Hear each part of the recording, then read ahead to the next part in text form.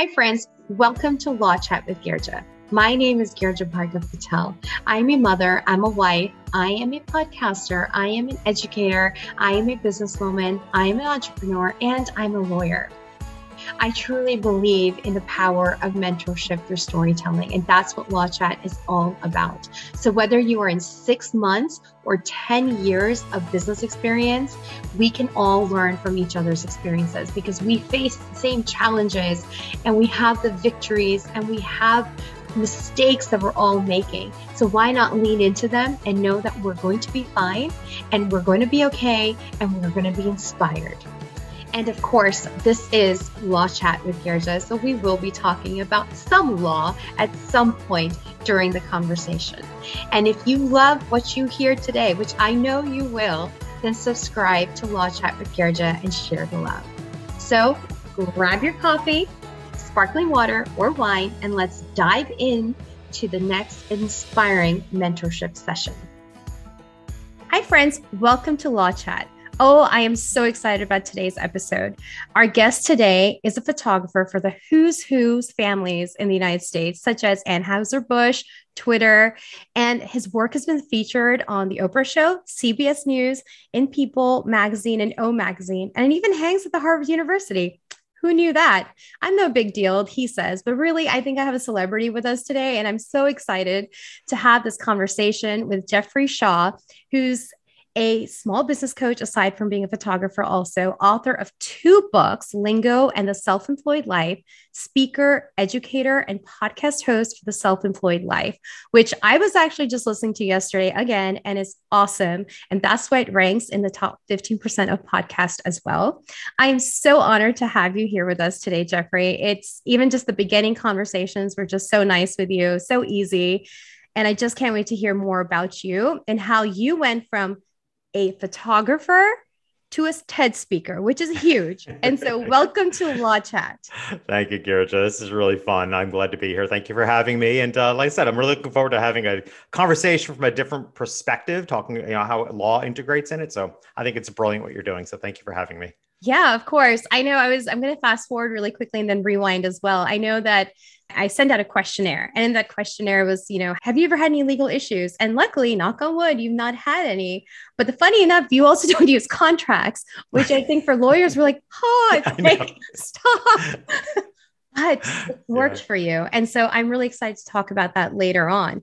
But before we get there, I think learning about your journey, and also that will kind of speak volumes about why the no contracts work for you also. Yeah.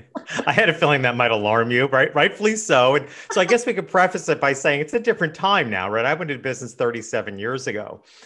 But let's touch on the no contract thing just briefly, because this not so much a contract, but this to me is such an indicator of how I have viewed business for all these decades. So several years ago, it's been several years now, I wanted to change credit card processors for a lower percentage, right? So it would save us money, would have been a smart move. It's something I evaluate every year. I look at all the things like that, subscriptions, and decide, where can we trim, where are we wasting money? Because these things just creep up on you. So I decided that we would switch credit card processors for a lower rate. And because it had been several years, I'm sure there were all sorts of new laws and litigation and things involved. So suddenly they wanted me to provide the contract that I provide for each one of my services.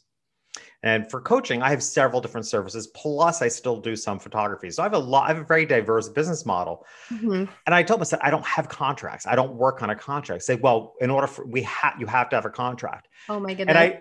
And so I wound up not switching and actually paying more money than I need to. But as I said to the representative, I said, look, I've been in business for 37 years.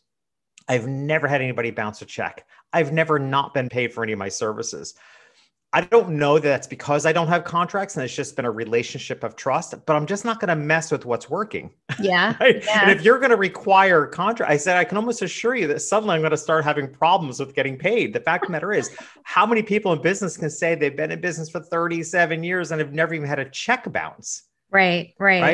So, is it karma based? Is it relationship based? I don't know, but it's worked for me. Right. So in this case, I decided not to change it, even for the sake of saving money on credit card processing. Wow. Okay. So that story says so much. It says, like, first of all, how contracts are so essential in some business operations, but then also just about you and the way you're running your business, and how I always stress how much goodwill is so important in a business. And it's really never considered to be so important until you're starting to sell your company. And then people don't really pay attention to it, but goodwill goes a long way. And I also think it's relationship. I mean, I think it would be really uncomfortable for anybody I've worked with to not pay me, whether it's as a photographer or as a coaching client. Yeah. It would be really uncomfortable for them to not pay me. Yeah. Now, have people said, gee, can we work, can we spread it out? Of course, Yeah. but and I don't know about you, like when I sit down and pay bills and if I have to make decisions, I always pay the small guy first. Always. Yeah. Like I always look at what entrepreneurs do I want to pay? What small businesses? I kind of tier it out. Like, what are the one-person businesses, the graphic designers that I use? I want them to get paid first. Then it's small businesses that might have a team, a staff, not going to go as noticed. And the companies are the last ones to get paid. Right. So, with that in mind, I think it's all about relationship, and it's about creating a relation. I mean, think about it as a goal. What if we made it as a goal to be in business in a way that we created such deep relationships that it would be uncomfortable for people to not pay us? Like, that's kind of a cool goal. And it kind of actually goes to what you were talking about on the podcast, the most recent one, not, I guess today's when your podcast releases, but I guess from last week, where it talks about loyalty and creating that loyalty with your clients.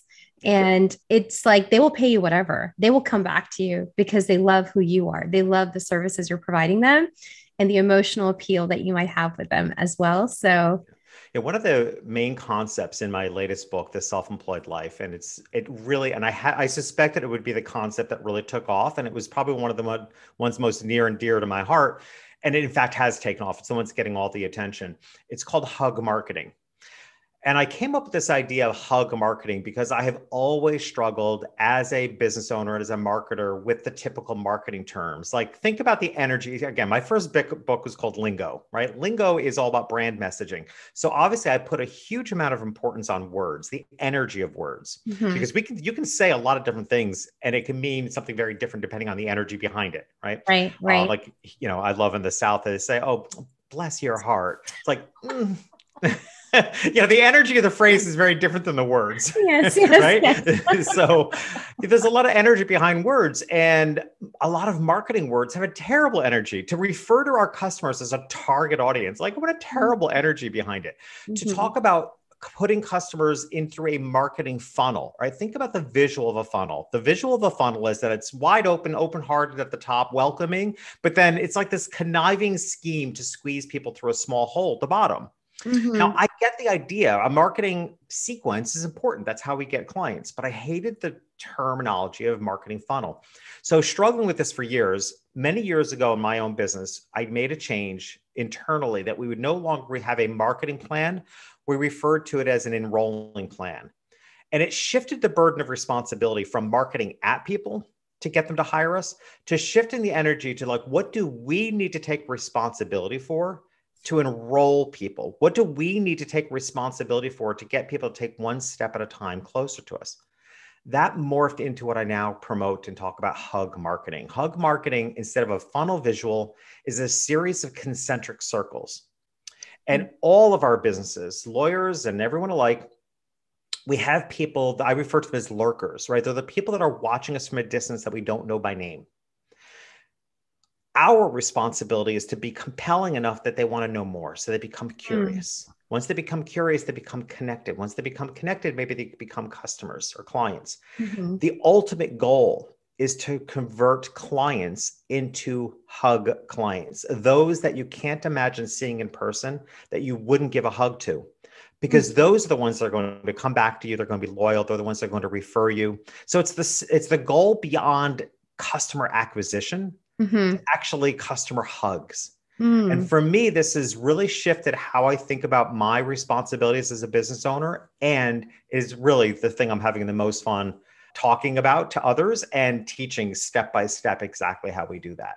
Oh my gosh, that just sounds so fantastic to me. I literally want to, like, get off this call whenever I get off of it and, like, order your book and then start implementing, because I love that. I love that the energy is of, you're genuinely trying to be abundant in the way you are living your business life. And it's not just, target, convert, bye-bye. It's literally like creating that deeper relationship with your clients and your community. And I love that, because as we were talking earlier, my entire premise of my own business is to educate, and it is to make everything accessible, because I do believe that that's needed in order to even understand why. Like, how can you understand the why if you don't know, if you're not educated about it?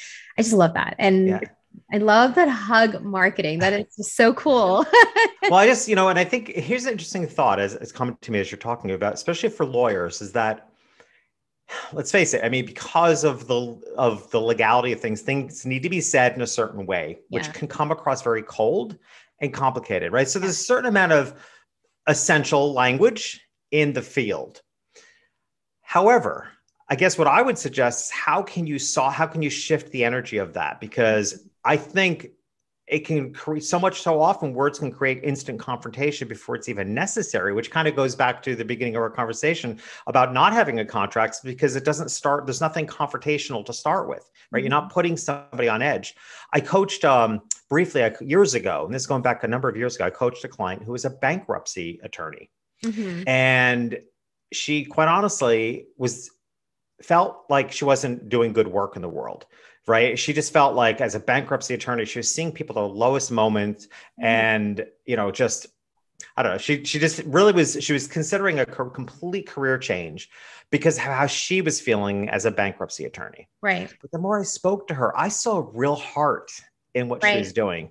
And and I knew nothing about because most of us on the outside think of bankruptcy is, you've made mistakes, right? Most people think, either they themselves, if they find themselves in this situation, they think they've screwed up their lives, or how we see others going through bankruptcy.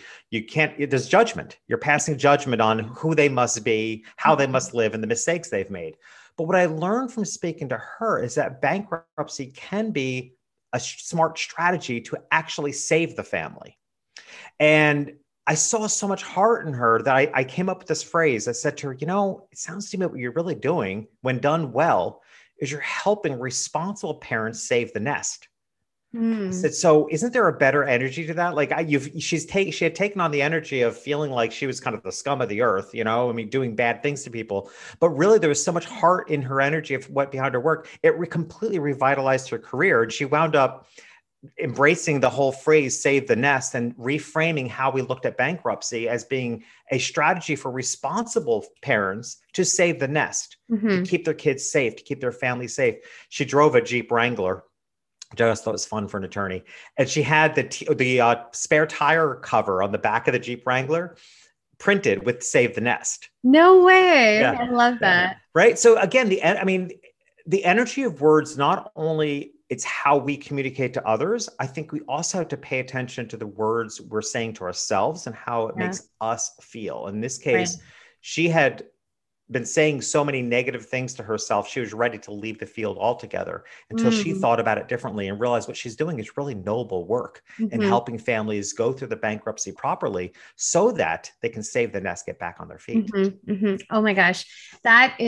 That's such brilliant advice also. And I think a lot of times we overlook the whole energy factor and that of course, how we speak to ourselves goes to the mindsets and how we're perceiving ourselves and then what's happening to us at the time as well.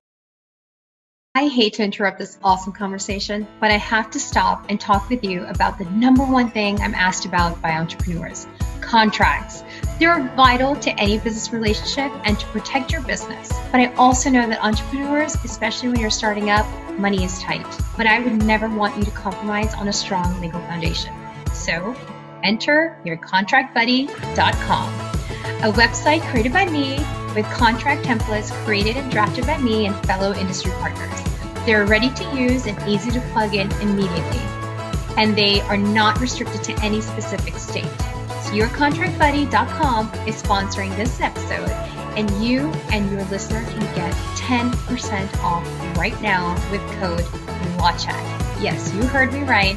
10% off right now with code LawChat. And now back to our awesome conversation. Actually, this is a great point for me to even kind of go back and rewind a little bit and talk to you about your mindsets and the challenges that you faced and how you started as a photographer and then went into serving some of the biggest families. And then from there, where you are today, because I think a lot of times we ourselves start siloing ourselves off. Like, this is all you can do. This is all you can do. And rather than seeing how all of it can get integrated, your dreams can get integrated. They don't have to live.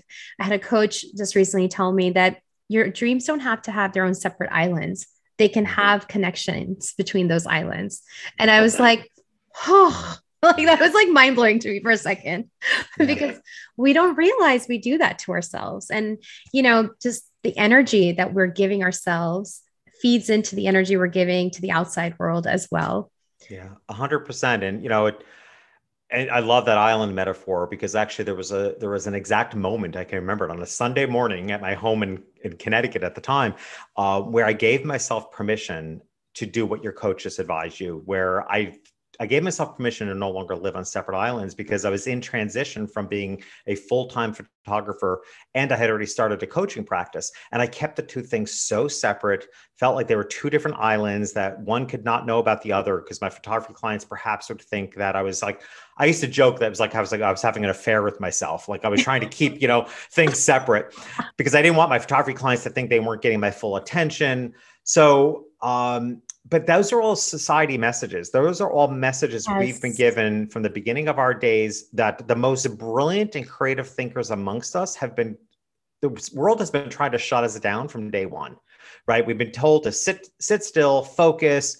Then you go into business and everybody tells you to pick a niche, pick one thing to do to one audience. And I completely disagree with that. To me, I have been out to reframe niche my entire life. The niche really resides within you. It's what you have to give the world. How you do that is just a choice of medium, right? However, whatever business or however you diversify your business, it's the process is, like I said, the niche lies within yourself and is beyond purpose. It's really getting in touch with what is your core being and skill set that you can offer the world.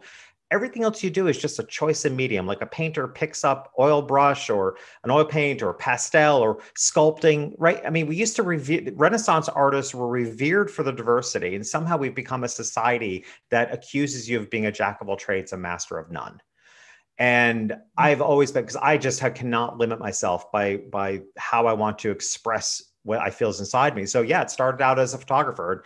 Mind you, I grew up very lower middle class, and here I ended up being the photographer for the wealthiest people in the United States. And really that was a path of struggle, first of all, because I tried to start my photography business in my hometown, which was very, like I said, lower middle class, lovely people, but no financial means. It was an area that, people struggled to pay their rent or their mortgage. So therefore, they didn't have any money for luxury. And I realized that even more significantly than that, even though I grew up there, and even though this is my upbringing and my family, even on my own family, I realized I had a very different set of values. People that are struggling to get by financially don't think any further than what's right in front of them. Photography is a very long-term mindset. And my biggest selling aspect was having portraits to hand down from generation to generation, which means nothing to people who are struggling to get by month to month. Right. So I needed to figure out who also shared my values. Like I've had life insurance since I was 19 years old. Like I was that kind of kid, because I always thought so far ahead. And I realized it had to be people with discretionary income. So I sought out, that's the basis of my book, Lingo, was how I made that journey, and how any business from any industry in any market can also make that journey of understanding what's the lingo of the people you want to serve, right? Mm-hmm. In other words, what's their value? What emotionally triggers them? How do you get to know them at such a deep level? It doesn't have to be where you came from, as it wasn't for me. But it's, if you have a strong desire to serve a certain clientele, it is the burden of responsibility is upon you to really get to know what triggers them, what moves them. Mm-hmm. So that's how I became a photographer for the affluent, is I knew that was the people I was meant to serve. It wasn't because they had a lot of money. Honestly, being so young at the time, 23 years old, I didn't even know what a lot of money was, especially growing up lower middle class. Like 6 figures was like the ultimate, right?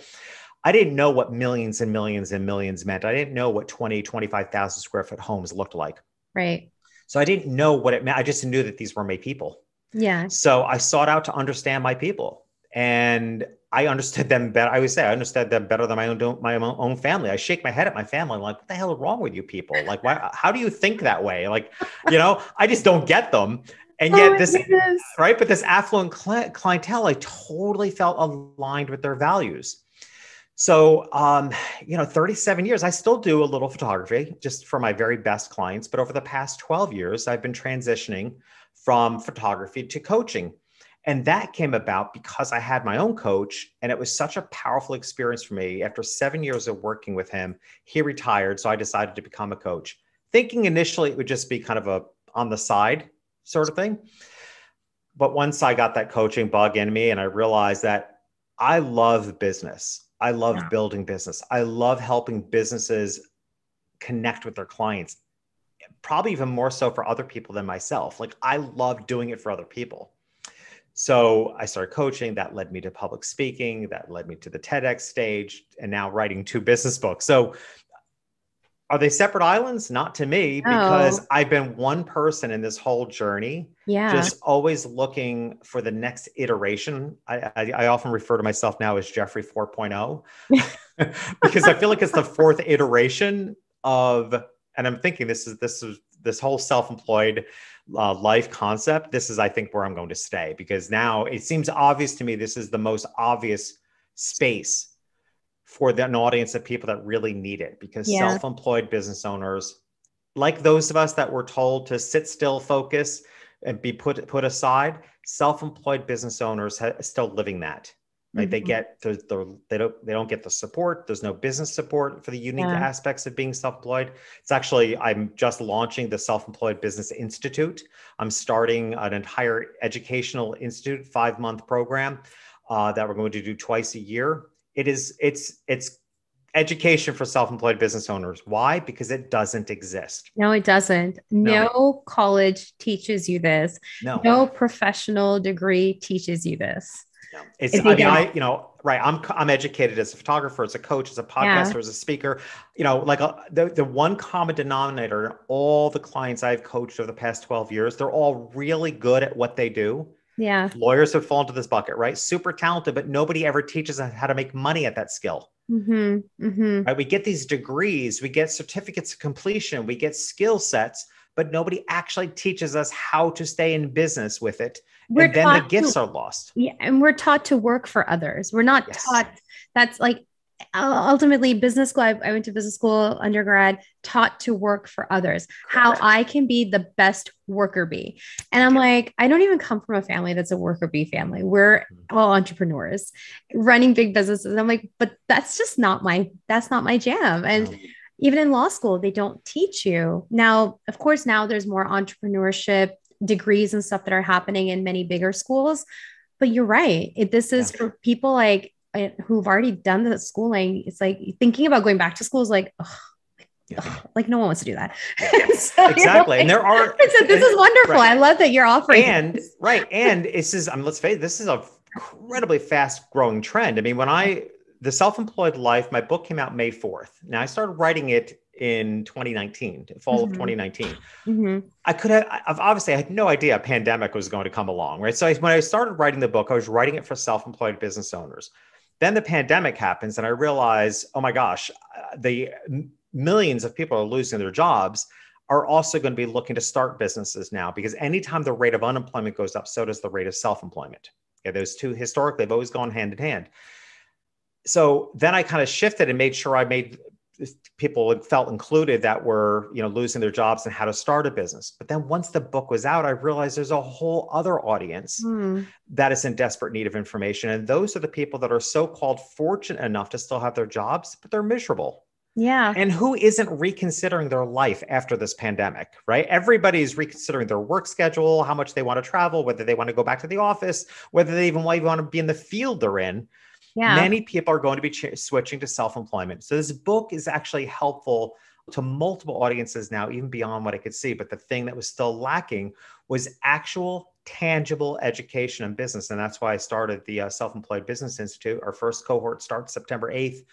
And, it's diverse is it still industries. open? Is it still open? Yeah. I mean, we're taking registrations right up until we start on September 8th. And this is the first cohort. The next, it's a 5-month program so that we can do 2 cohorts per year.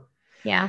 Because I want to change this. I mean, and it's also, what's also unique about it is that it's geared specifically for people who are already in business. Now, that's not to say I won't work with startups, but what I think the bigger need is the people that have been in business. I don't care if it's 6 months, 6 years, or 20 years. Mm-hmm. It's the being out there in the world of business and feeling like you're alone, feeling like the information you get doesn't fit you, feeling like those are the ones that I really want to see in the Institute, because that's where I shine as a coach. Right. I am better, and it directly relates to who I am as a photographer, by the way, because I photograph entirely on location because I like information. Like when I show up, you can drop me in any place on the earth and I can compose a good photograph. And I'm confident in that because I like to work with what's already there. If you throw me into a photography studio with a blank studio, I'd go blank. Like it's not exciting to me. And I feel the same way about coaching. It's like, I like the pieces. I'm ideal for the people that feel like they're all over the place, that feel like they're a hot mess, that feel like they have all the pieces, but they can't bring it together. I naturally compose those things. That's where my brain just goes to. So that's why I'm focusing on people that have been in business so that they can get real life, tangible education on business to then accelerate at a faster pace. That's so fantastic because that is, I mean, I think sometimes when we think about people who've been in business for 10, 15 years, we're like, oh yeah, they're doing great. The reality is they could be making this $1 million or the 6 figures, but they could still be cash poor. They could still be struggling on a month-to-month basis. Yeah. And that's a reality. And finding the ways to get out of the trenches of that, I think is golden, because then you can have a viable business.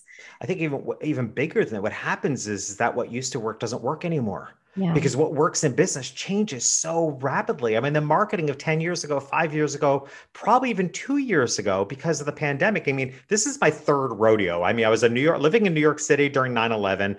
Then the Great Recession hit the clientele that I most cater to as a photographer. Yes. And then this happens, right? So I've been through this a few cycles. And every time the world is entirely different after that crisis. Yes. Right. I mean, I can remember when 9/11 happened, that being kind of the first big catastrophic event of our generation right. And thinking, oh, we Americans will bounce back in 3 weeks. Like this is because I remember the news saying this is going to change the United States forever. I'm like, why? 3 weeks from now, I'm a New Yorker. 3 weeks from now, we'll bounce back to normal. But no, we did. Everything shifted, right? Yeah. Our security, our homeland, everything shifted. And and the same thing with this pandemic. There's been so much tragedy and there have been shifts in really good directions in the world, right? Yes. Because every crisis just speeds up what was coming anyway. And guess what? Remote work was coming and has been coming for 10 years, right? The companies that were resistant to it had to wake up. Yeah. They had to overnight figure it out because there was no other option. Now, on my podcast, I interviewed a college professor, and I can't remember what university, but it was a big university, maybe even been one of the Big 10. And I remember he told me on the podcast that they had a 5-year plan to take their education online, 5-year plan, which they accomplished in a week when they had to. Yeah. Right. So I think one of the fundamental challenges for anybody that's been in business for any period of time is how quickly things change. Society changes, what people value change, that dramatically changes how we market to them. Mm-hmm. So I think the problem I find with anybody that's been in business for even more than 5 years, it's just what used to work doesn't work anymore. Mm. And they need the help to see an outside perspective of how they can evolve. I actually don't even like to use the word pivot, talk about the energy of words, because I think the word pivot implies too much of a left-hand turn for most people's brains, right? Really, it's work with what you've got and how can you evolve it to be more relevant today? Mm-hmm. So that's why, in particular, the Business Institute, we're focused on primarily people that have been in business, even like I said, I don't care if it's 6 months, but you have some information that we can then work with, because then the growth accelerates. Mm-hmm. Well, I just love that your journey has so many moments where there's been a clear evolution of who you are and where your direction is going. And now you are, starting this institute. But what are some of the challenges that you faced throughout that time? And how did you overcome that? If you want to speak specifically about a couple or in Yeah. general. And make no mistakes. I mean, the challenges are still there, right? My biggest challenge there's a list. I could tell you. So let's start with the past. I'd say one of the biggest challenges truly was giving myself permission to have more than one interest. Mm-hmm. I mean, I think, and I still sit when I started out as a speaker, I'd walk off stages and so many people would come up to me and they would literally say, "Thank you for giving me permission." And Yeah. I didn't know what I was giving them permission for. And I realized that a lot of people are craving permission to actually be in business in a way that their heart spoke to be in a way that didn't feel creepy to them and freed them to actually be more diversified. Mm-hmm. So that to me was definitely one of my biggest challenges when I was making the transition from full-time photographer to taking on a coaching practice, was giving myself permission to actually have more than one interest and not feel like I was breaking all the rules of business and not having a niche, and all the teachers I've had through my life telling me to sit still. Yeah. So that was a big challenge. The different type of business itself introduced a challenge that I wasn't expecting. So, and that was about visibility. My photography business, because it was so, the audience was so narrow, very affluent families, I did 150 shoots a year, but I had a 60 to 70% retention rate. So on any given year, I needed very few new clients. Okay. Right. So, and I liked that. It created a safe world, you could say. When I became a coach, particularly when I started the podcast, and which is now over 7 years old, and then when I started writing books, I realized my biggest challenge was visibility. Like I needed millions of people to know I existed, Mm-hmm. so that a small percentage of them would buy a book. Right. Right. That was that's still one of my biggest challenges. I call it the challenge of small numbers because my brain goes to small numbers. Mm-hmm. I'm thinking very low volume because it was a high end business. And I always have to think big number. And that's still one of my biggest challenges. And then that introduces the challenge of visibility. Probably a piece of advice I'll pass on to your listeners that I wish I had gotten years ago when I released The Self-Employed Life, my second book, the book that, again, I feel like this book is much more likely to be my legacy book. I will write several others, but this one I think really positions something that's really important to me. When it was coming out, even though I've had the podcast for over 7 years, I've done over 700 episodes, podcasts are not searchable on the internet. No. Okay. Now, there's ways around that, show notes, et cetera, but just still not as good as bylines and articles. So I am scrambling. I'm now a contributing writer for Entrepreneur Magazine, but I had to write a lot of articles to get that opportunity. And then I write an article weekly or pretty close to weekly because I'm trying to get more content out there with my by name on it. And then we're also working on a strategy now where I just hired a publicist who will let all the journalists that she can possibly get in touch with know that I exist for my area of specialty, so that if they're writing articles, I can be a called upon expert for a quote. Right. Okay. So the advice I'm passing on that I wish somebody told me 5 years ago was, I wish I was doing this 5 years ago, because then I would have the platform, the visibility, and the searchability. Right. We have to remember in business today, it's both an art and a science. There's an art to what we do. There's a science to how the world works. And we tend to be very good, especially those of us that are highly skilled at something. We're really good on the art side. Like we've mastered our skill set and the art of what we do. But we also have to admit the world is run on algorithms and science, and we have to get these algorithms to work on our behalf. We have to be searchable on Google. We have to be, I just recently launched a YouTube channel, which has such a unique algorithm. Like you have to understand the science. I'm putting out great content, but how do you get the views, right? You have to play with the algorithm. So that has been one of my biggest challenges, is because I come from such a high visibility in a very small market area to expanding to bigger visibility. That's still one of my biggest challenges. It's not just a challenge of strategy. It's also a challenge the bigger challenge of my own mindset. Yeah, yeah. I don't think that you're limited to that, in the sense everybody feels that way, especially with social media and Instagram changing its algorithms every week. Yes. And you get exhausted. You're like, how many more videos can I make in order to just keep up with the Joneses right now? Because it's tough. And I think that is such a great advice, is writing, publication. It's a very old form of art, but it's a form of art that survives, and it's a form of art that leaves a legacy as well. And I think, even I know a lot of other places, you can submit articles, like for LinkedIn, you can submit articles, even for Wall Street Journal online. I mean, the easiest way is to get your stuff online, and then later on in the real magazine publications. Yeah, there are, and I hired a coach for this strategy, and there are tiers, right? So you can look at writing for publications sort of in 3 tiers. Tier 1 are publications that you can just submit to, like Thrive Global, LinkedIn, where you can just submit and it will get published. But hey, your name is out there and you're searchable. So that's tier 1. Tier 2 is there's some sort of editing process. So a tier 2 publication, for example, one of the ones I loved writing for was called Addicted to Success. And it's actually, I think, the largest self-help blog in the country or the world or something. Like I wasn't familiar with it, but I actually loved writing for it, and I love their content. So it's Addicted to Success. So there I would submit, it would have to be approved by some team of editors. I got to know one of the editors really well. So eventually my articles got approved more easily. Tier 3 is kind of where I'm at now with Entrepreneur Magazine, where you're a contributing writer. Okay. And actually you could even say there's a tier 4, which is really what I'm aiming for. Tier 4 would be when I have a dedicated column.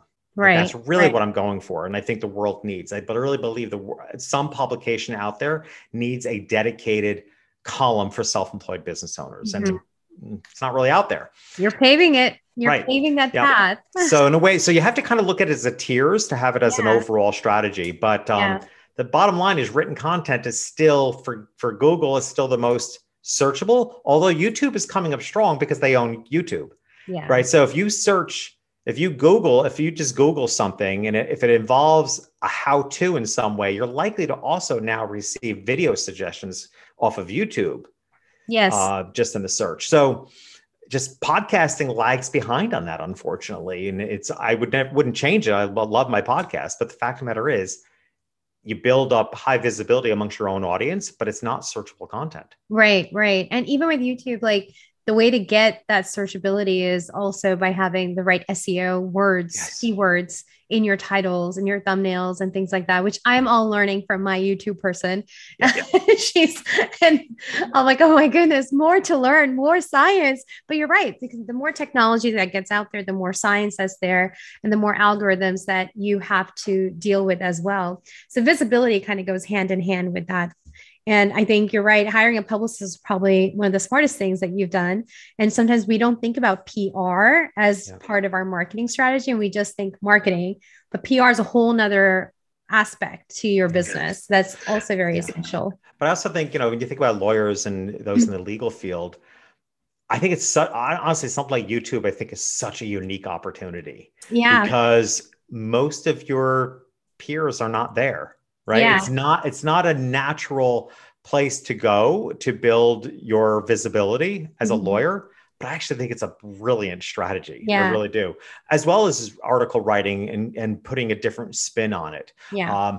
I always like to, again, I think this is really rooted in being a photographer, but as a photographer, you learn the power of perspective and how you can completely change the message of a photograph by the angle that you take, the perspective that you choose, right? Because I can photograph the family this way, or I can step 3 feet to the left, and it's a whole different perspective.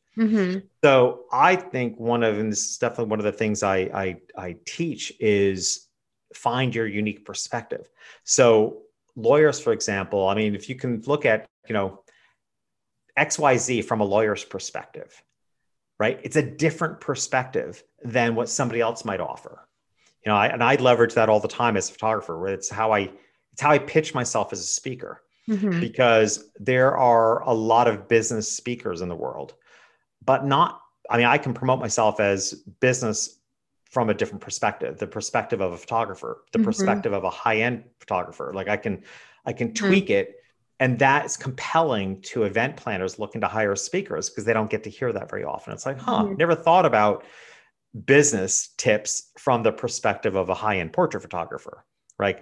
Obviously, something I know is how to get through to any audience. Like I got through to really one of the toughest audiences in the world, right? So I can help other people get through to the audience they're trying to reach. So I think adding your perspective, I think anything from the perspective of a lawyer is compelling. Yeah. Thank you. I appreciate that. And you're right. And I love that. I like how you brought up that whole perspective part, because even with self-employed life and even the hug, the words, the lingo, like the book lingo, also the words you're using, you're changing perspectives and the way the perspective is moving through the energy that you're trying to give out as well. And I think it's just, you've embodied it, like your message embodies it, all the different things that you offer and your services also in your businesses, your business model, it embodies that. I mean, when I speak to you, I feel abundance. I feel lots of perspective in the way where you're trying to give positive energy and positive outlook. So your mindset's not holding you back. Yeah. I think, and I guess this would fall into your question about challenges too, that, there's one of the challenges is breaking through all these, I don't know if they're barriers. I'd have to talk about words. I'd have to think about the words to it, but I refer to myself as dropping in. Like when I feel I'm at my best and when I feel that I'm serving those that I serve the best of my ability, I use the word dropping in because I feel like it's a place I drop in within myself and stay true to that person, right? The challenge is shutting off all the other information, and not that, and I refer to it as a filter of discernment, because there's nothing wrong with all the information in the world. There's nothing wrong with how other people do things. It's having a filter of discernment to decide what's true to you and what makes sense and how do you want to communicate. I feel like that's my job as a podcast host a lot of time, is to be kind of the translator, because I have guests that I've asked them on the show because they have great ideas. I know my audience so well because they're me.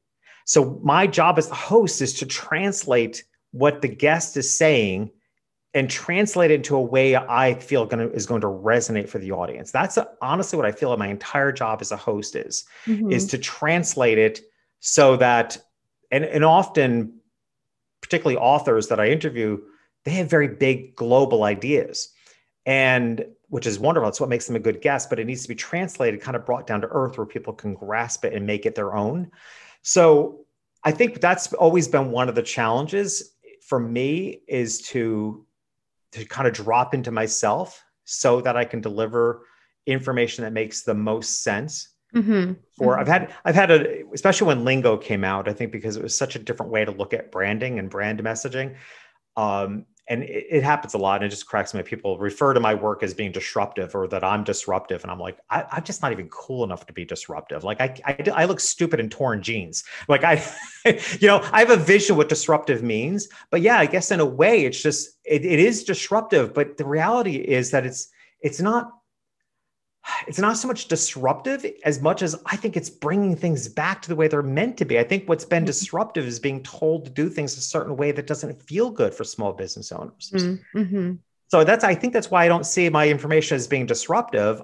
To me, it's like bringing it back to the way it should be, back to real relationship, back to paying attention to the energy of words that we use.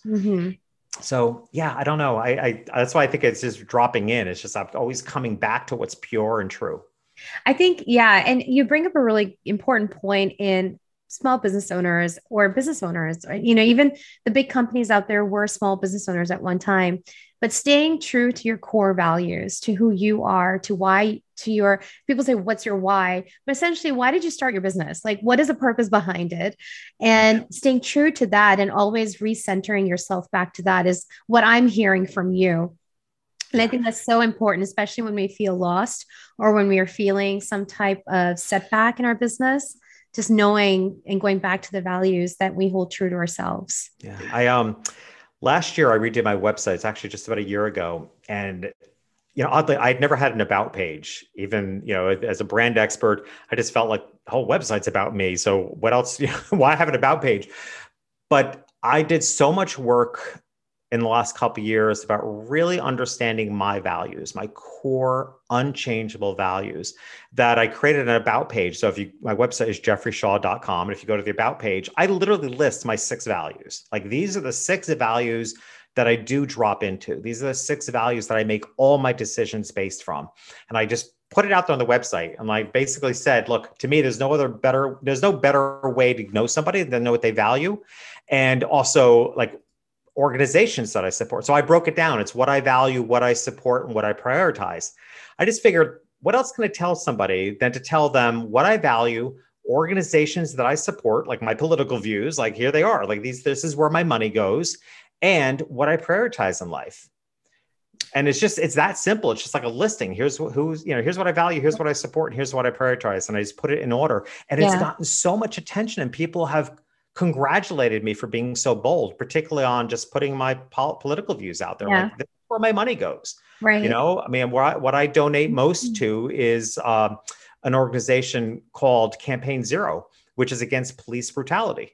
I'm like, that to me is a really very root systemic problem in our society, is police brutality. And I'm not saying there are plenty of great cops, but there's brutality, right? There's some issues. And it's such a root systemic problem that's where my money goes on a monthly basis. Like, that's my number one contribution. And I want people to know that, because I want people to understand the philosophy of what they refer to as broken window philosophy. Like, it's been proven in certain communities that if you fix all the broken windows in abandoned buildings, people get respect for their community, and suddenly they stop graffiti, they stop taking advantage of an area because the broken windows have been fixed. Right. So it's and it's been a proven philosophy, like, fix the broken windows in a downtrodden area, and you'll see the whole community will shift and gain respect. Right?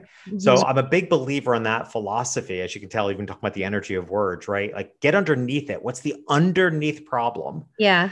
That if we can fix that, we'll see more change in the world. So it's been really interesting to be so vocal with my values and see people respond to it. And, and quite honestly, it doesn't mean people have to agree. And I feel the same way. It's like, I don't have to agree with somebody's values or philosophies, but you've gained my respect by the fact that you believe in it. Right. I think, okay. So first of all, it's like almost like divine sign coming to me, because I'm actually redoing my entire copy also for my website. And I really wanted to pour into my value system and have it part of my entire message. So while you're reading it, you are experiencing my value system as well. And it's funny because even in the About Me page, I want to put all my values, like my core value, my mission statement. You got it. Like, this is what it is. And I was told by somebody who was part of my little advisory team of what we're doing was, maybe you don't want to do that, because why do people need to know? To which in my brain, I'm like, no, but people need to know. People need to know, because I'm not here to serve every person, because I just may not connect with that person, and they may not want me as their lawyer. I think lawyer is a very intimate relationship with your client, and there should be some connection there. Yeah. And if you and I can share some of the same value system, or you can respect the value system I come from, you might also understand the way my process works. Yeah. And so I'm all about family also. Like, I have a family, and I want other people to know it's okay to have a family and be a professional and be the CEO of your company and maybe 3 other companies you've started. And it's okay to say, I'm going to take the weekend off and be with my family, or after 4 p.m., I'm not available. It's because we don't normalize those things, but we want the mother or the father to work like a crazy person, but then also be there for their family. But how can you do both at the same time sometimes? I think it's even more important in your field, honestly, because those that are hiring lawyers, there's so much on the line, and it hasn't been normalized to ask those questions. And the only thing I can compare it to in my own life is that years ago, when my kids were little and I started saving for their college funds, I had a financial planner who suggested the mutual funds that we should invest in. They're high performing. So here I am investing in my kids' college education in these college funds and these mutual funds. At one point, surrendering the control, if you will, over to an expert. Okay, just as we do with a lawyer. Yeah. And at some point, I decided to look deeper into these mutual funds and found out that the mutual fund consisted of a lot of businesses or companies that were against my values. Mm-hmm. And I realized I felt like I was paying for my kids' education with blood money. I'm like, I'm not going to pay for my kids' education with knowing I'm investing in companies that go against my values. So I found out there are such a thing as child-friendly mutual funds. And do they perform as well? Perhaps not, right? But I'd rather be investing in my kids' college education through, Wrigley's gum than Smith and Wesson rifles, right? Because that just felt like, we need to do something about the violence in this country. I don't want to be an investor towards it, especially when it comes to school shootings. Like the contradictory, I just couldn't get my head around it. I'm like, why would I invest in a company that's producing the weapons that are causing, school shootings, and I'm paying for my kids' education? Like, think about how that twists your brain. Right. And I just couldn't do it. So I do think, as a lawyer, as a financial planner, I don't know that there's any place in business that it doesn't serve to share your values, because those that are aligned with those values, you'll have a tighter relationship with. And like I said, there are plenty of businesses or individuals I do business with that we may politically be opposites, but I respect the fact they have a stance. I don't respect for people that just don't have a stance, because then they're just surrendering. They're not trying to solve any problem. Right. There's, I don't know if are you familiar with Bill Penzie from Penzie Spices? I know Penzie Spices, but not Bill Penzie. So he is one of the most outrageously vocal CEOs, leaders ever. Like, he is so outrageously vocal about his politics. And, he's like a proven case of how much it's increased his business. Now, and again, I don't believe it could possibly increase the business of Penzie's that everybody agrees with him. I think there's a respect for the fact how much he cares. Right. So again, it's not even so much. I think that it does, when you share your values, it does a beautiful job at probably attracting more people who feel aligned with your values, and you will have a deeper relationship with those clients.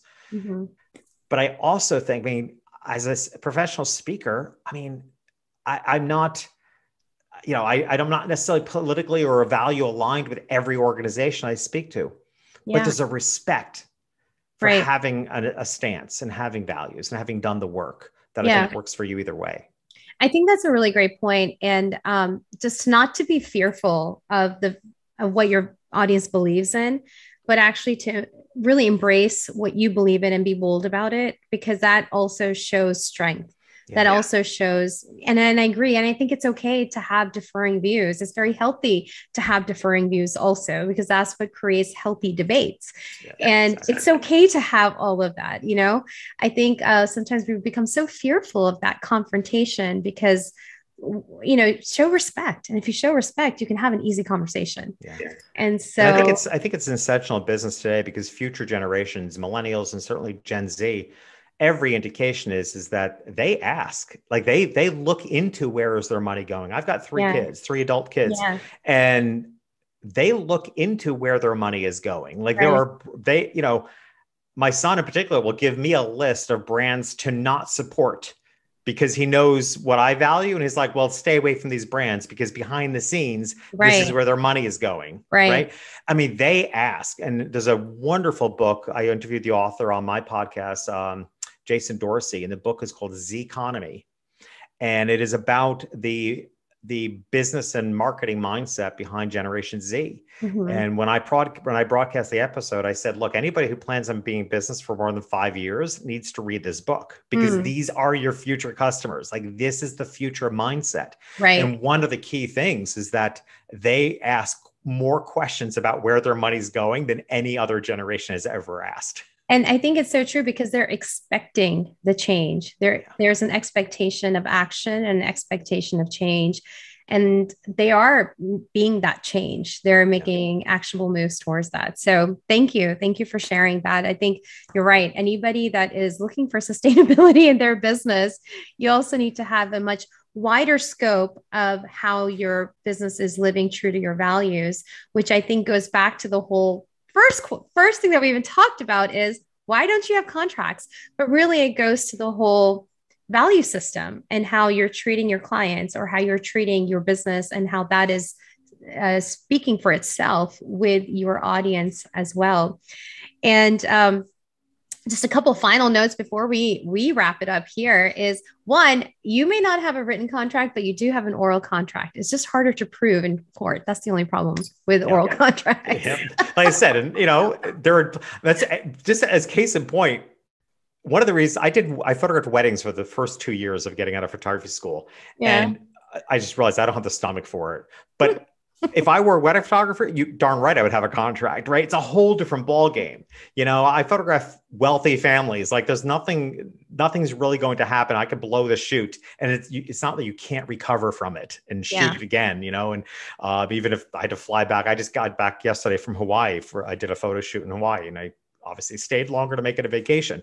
But, even still, like if I blew the photo shoot, it's not as though we couldn't all go back to Hawaii and do it again if we had to. Right. It's not like a wedding. Right. So it depends on the business. Like I can get away with an oral contract for the work that I do because the world is not going, but that's part of the reason why I don't photograph weddings, or I don't like being in a situation where something is not recoverable because it scares the daylights out of me. And that's what you can do as a business owner. Right. You can do it because you can make the choices of where your business's path is going, and your path, it is disruptive, but it's disruptive in a way because what's happened is that the norm has become where the shift you're trying to make from. And so that shift is where people are uncomfortable, but it's a great shift in my opinion. So I'm so glad you were here able to share that with us. I just wanted to quickly ask you, somebody who is, maybe wanting to get into your self-employed business institute, but they're still grappling with it, not figuring it out. But what are some of your maybe top 3 tips for their business? And if they're trying to rebrand or trying to figure out how to market themselves? Yeah.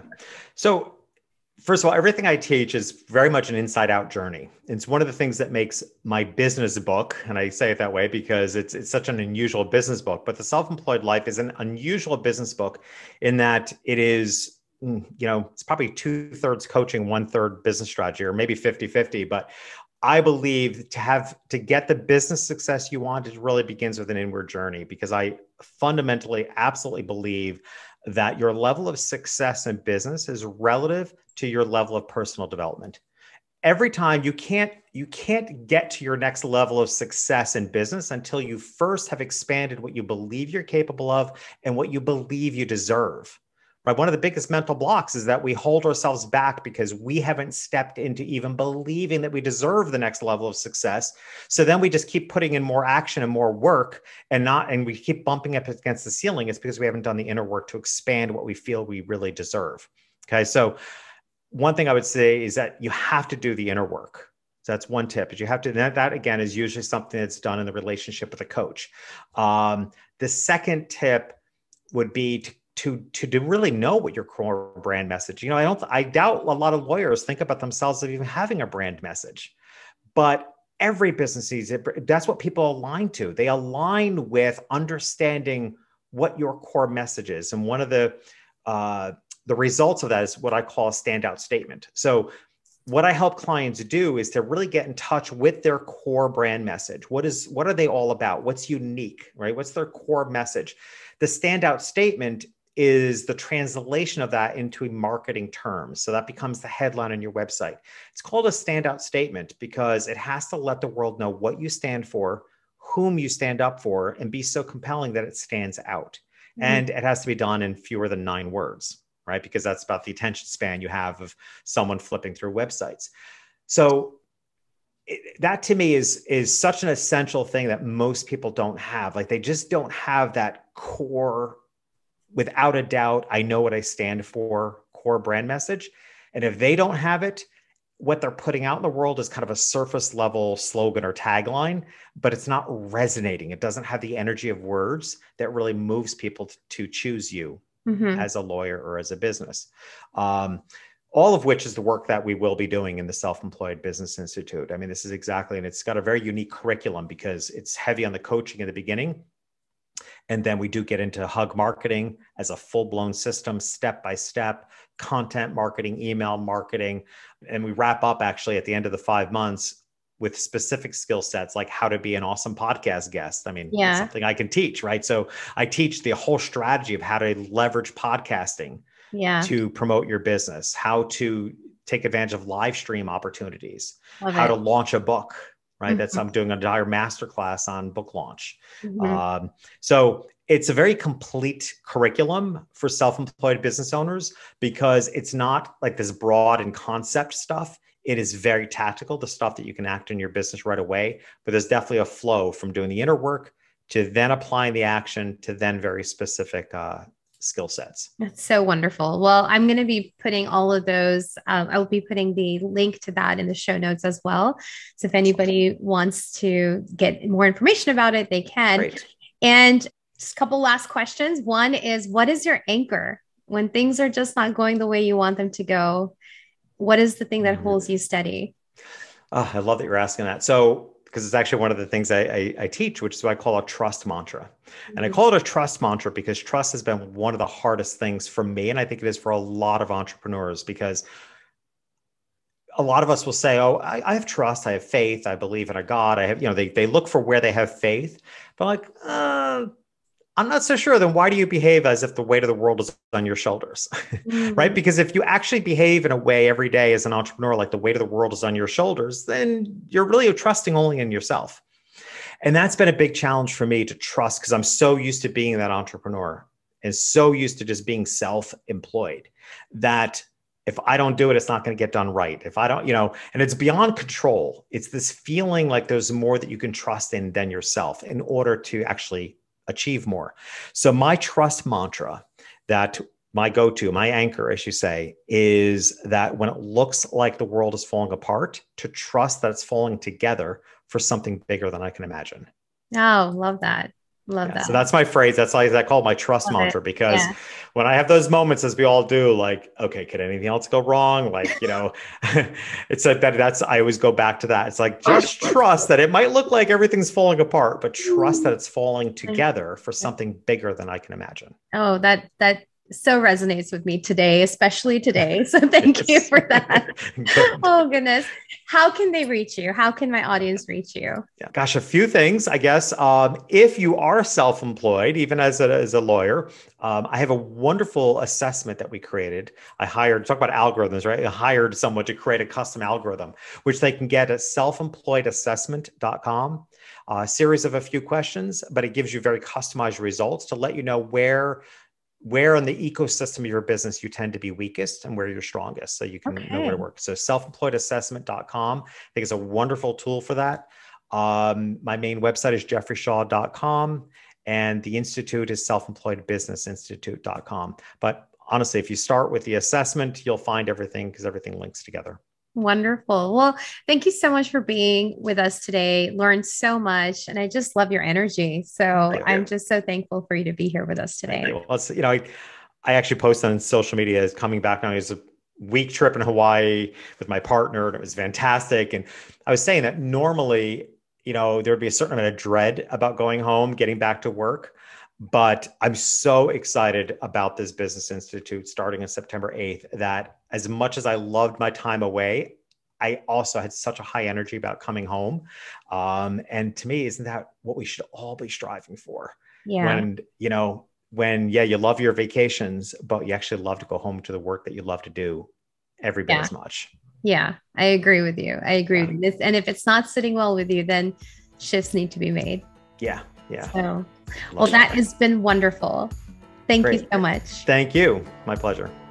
Thank you so much for joining Law Chat with Girija. I just love these kind of conversations that are motivating, inspiring, but truthful, raw, and honest about all of the challenges, all of the victories, all of the triumphs, picking ourselves back up again. I just can't think of a better way to get mentorship but Law Chat with Girija. If this was helpful to you or this was inspiring to you, please share the love. You can give this video a thumbs up. You can subscribe to this channel. You can also share this with your community by taking a screenshot and posting it on your social media and tagging GBP Law. When you do that, a lot more people will be able to see this video that not only benefited you, but also can benefit them as well. So let's share that love and let's share that inspiration. And if you want more information about what I do and other resources, go check out gbplaw.com or yourcontractbuddy.com. And I look forward to seeing you next time.